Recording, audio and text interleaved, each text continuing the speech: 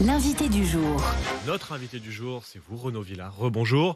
Vous êtes le directeur général donc, de la CNAV, la Caisse nationale d'assurance vieillesse. Et en fait, vous êtes l'homme chargé de faire en sorte que ça fonctionne. Parce que dans moins de 10 jours, le 1er septembre, la fameuse réforme des retraites va entrer en vigueur.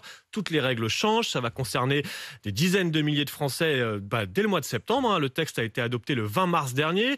Vous avez eu à peine 5 mois pour appliquer cette réforme. Est-ce que la CNAV est prête ? La CNAV est prête. On a beaucoup travaillé. L'ensemble des équipes s'est mobilisé pour, au fil de l'eau, découvrir les textes, les rentrer dans les règles de gestion et dans les systèmes d'information. Mais dorénavant, on est prêt. Depuis un mois, il y a des dossiers pour le 1er septembre qui sortent en mode réforme, justement. Donc ça y est, la CNAV est passée en mode réforme. Vous êtes confiant pour le 1er septembre. Pourtant, début août, certains syndicats des agents de la CNAV estimaient, je cite, que le système d'informatique n'est pas complètement opérationnel et qu'on n'a pas l'assurance que tout se passe aussi facilement. Est-ce qu'on risque pas quand même de sacrés bugs début septembre ? Ils ont raison d'être vigilants. Je pense qu'ils ont tort d'être inquiets. Maintenant, ça fait plus d'un mois que le système tourne.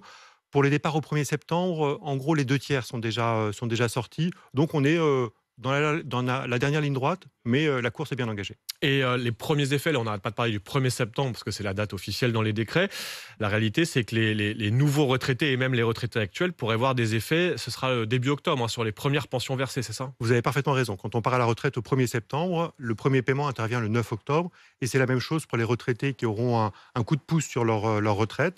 Ils commenceront à le voir à compter du 9 octobre. Alors justement, j'aimerais qu'on s'intéresse à ce fameux coup de pouce, parce que cette réforme, elle concerne aussi les retraités actuels. Les petites pensions doivent être revalorisées de 100 € par mois. Ça, c'est l'affichage. C'est comme ça qu'on nous l'a vendu pendant la réforme. J'aimerais savoir précisément qui va toucher ces 100 € et quand. Alors, on estime qu'environ 1,7 million des retraités, donc sur les 15 millions de retraités de l'assurance retraite, 1,7 million toucheront ce coup de pouce, cette revalorisation. C'est en moyenne entre 60 et 70 € mensuels, puisque c'est en fonction de la durée de carrière des retraités concernés. Et on parle en brut quand on dit 100 €. On parle en brut, on est sur des petites retraites. La différence brute et nette est très très fine, parce que très souvent, on a un taux de CSG qui est réduit. Mais vous dites 1,7 million de retraités, dès le 9 octobre, vont voir une revalorisation ou ce sera plus tard ? Ce sera par vague. On aura une première vague en octobre-novembre qui concernera les retraités qu'on connaît le mieux, ceux qui sont partis à la retraite il y a peu de temps, et ceux pour lesquels on a toutes les informations pour recalculer en quelque sorte leur retraite, et notamment toutes les informations sur leurs années cotisées. Parce que ce coup de pouce, il est pour ceux qui ont une petite retraite en ayant travaillé toute leur vie. Il ne faut pas oublier cet aspect-là. Ce n'est pas un coup de pouce aux petites retraites. C'est vraiment aux gens qui ont bossé toute leur vie, qui ont fait leurs 40-43 annuités et qui, malgré ça, ont une retraite modeste. Et là, qu'on va aller rattraper en donnant ce coup de pouce. Donc pour les retraités modestes là, qui nous écoutent, en fait, le coup de pouce va arriver plus ou moins tard selon la complexité de leur carrière, si je comprends bien. C'est exactement ça. C'est juste parce que ça prend du temps de traiter tout ça. Donc c'est bien la preuve que c'est pas si simple que ça de mettre en œuvre cette réforme. Vous êtes confiant pour le 1er septembre. En attendant, il y a encore beaucoup de Français qui ont du mal à y voir clair. À quel âge pourront-ils partir ? Pour quelle pension ? On va tout de suite filer au 32-16 où nous attend Pierre. Pierre qu'on connaît bien, fidèle poissonnier dans les Hauts-de-Seine. Pierre, commerçant, vous avez une question, Pierre, pour Renaud Villard, le patron de la CNAV. Bonjour Pierre. Bonjour à tous, ça va ? Pierre, on Allô ? vous écoute. Oui, allez-y, Oui. votre question. Alors, ma question, c'est, je veux savoir, j'ai trois questions, c'est à quel âge je finirai ? Est-ce que je fais partie des travails pénibles et est-ce que j'ai une carrière longue ? Alors, moi, je suis artisan commerçant poissonnier, j'ai 52 ans, j'ai commencé à 16 ans, je commence à 2 h du matin et je finis vers les 4 heures. Je travaille tous les week-ends, tous les jours fériés, et je fais 40 heures à 50 heures par semaine. Et j'ai reçu mes papiers et j'aurai mes 42 ans de cotisation arrivés à 60 ans. Mais ils me disent qu'il faut que j'aille jusqu'à 62 ans, âge légal, et pour être à taux plein. Et je voudrais savoir à quel âge... La réponse tout de suite de Renaud Villard, il y a deux aspects. D'abord, sur l'aspect carrière longue, voilà, Pierre a commencé à 16 ans. Il a aujourd'hui 52 ans. Il aimerait savoir, parce qu'il sera à ses 42 années d'annuité à 60 ans, est-ce qu'il part à 62, à 62 ans ? Quand est-ce qu'on part quand on a commencé à travailler à 16 ans ? Alors, Pierre a commencé à travailler très jeune. Normalement, il devrait partir en carrière longue sans difficulté. Après, j'ai pas sa carrière sous les yeux. Il faut avoir travaillé toute sa vie. C'est manifestement le cas de Pierre. Donc, à mon avis, Pierre, en tout cas, à l'entendre, a un profil évidemment qui lui permettra de partir bien avant l'âge légal. Je souligne aussi que Pierre a 52 ans de mémoire. Et c'est très bien à 52 ans de commencer à réfléchir à sa retraite, de commencer à se préparer, de pas attendre 60, 62, 64 ans pour y réfléchir. Donc, bravo Pierre. Et alors justement, j'aimerais savoir, si je suis à la place de Pierre, mais même on peut le faire plus jeune, on voit que depuis qu'on parle de cette réforme, il y a des salariés, des travailleurs de 30, 40, 50 ans qui s'interrogent. Comment je peux facilement contacter la CNAV? Là, si j'ai une question à vous poser, qu'est-ce que je fais si je veux savoir, même si je n'ai que 30 ans, où j'en suis de mes droits à la retraite? Alors je dirais que le bon réflexe, c'est d'abord de se renseigner. Parce que pour poser une question, il faut poser une question précise sur mon cas particulier. Parce que si on veut en savoir de manière générale sur la réforme des retraites, ce n'est pas nécessairement vers nous qu'il faut aller. Donc, se renseigner, ça veut dire s'ouvrir un compte sur assuranceretraite.fr, regarder sa carrière, regarder les services offerts, et du coup se poser les 3, 4, 5 bonnes questions qu'on a vraiment envie de poser à un expert. Et dans ces cas-là, prendre rendez-vous avec nous très tranquillement, et vous aurez comme ça un expert qui aura préparé votre dossier, aura regardé votre dossier, et à qui vous pourrez poser toutes les questions. Donc, assuranceretraite.fr, et ensuite je me déplace, je prends rendez-vous avec quelqu'un de la CNAV pour savoir précisément ce qui m'attend. Pierre soulignait aussi le fait qu'il travaillait la nuit. Comment va être prise en compte la pénibilité là, avec la réforme à partir du 1er septembre? À quoi j'ai le droit si j'ai travaillé la nuit, etc. Comment ça va être pris en compte tout ça?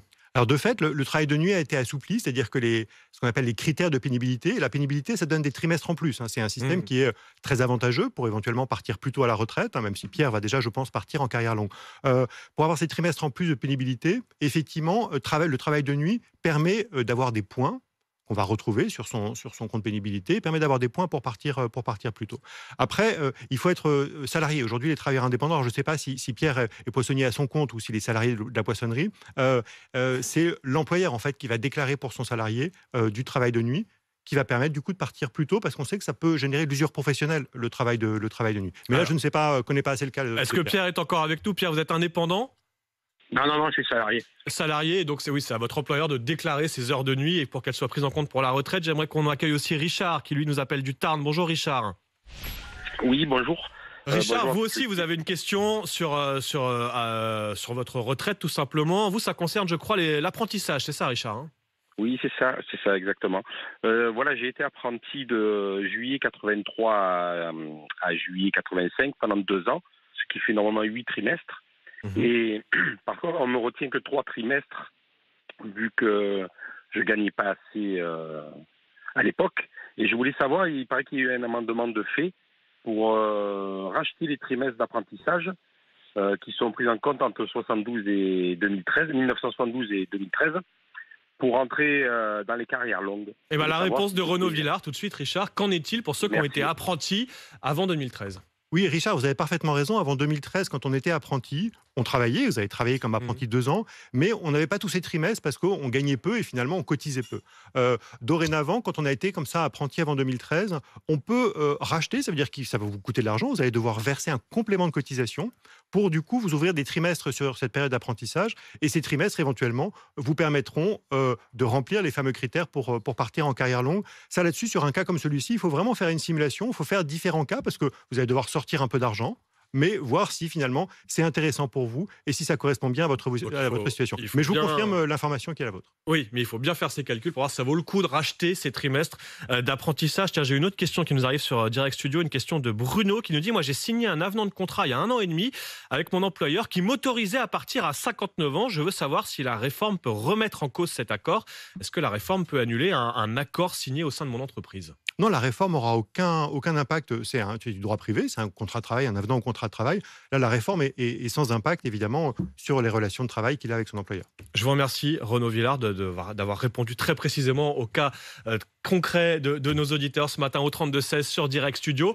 Je vous rappelle le mode d'emploi que vous nous avez donné. On va sur assuranceretraite.fr et puis ensuite, on peut prendre rendez-vous directement physiquement dans son agence auprès de la CNAV pour en savoir plus sur ses droits aux pensions. Et puis, je rappelle votre optimisme, on va le dire comme ça, pour que ça se passe bien à partir du 1er septembre. On sera évidemment très vigilants. Je vous remercie, Renaud Villard, directeur général de la CNAV, la Caisse nationale d'assurance vieillesse, d'avoir été en direct ce matin pour répondre à toutes les questions sur RMC. Il est 7h50.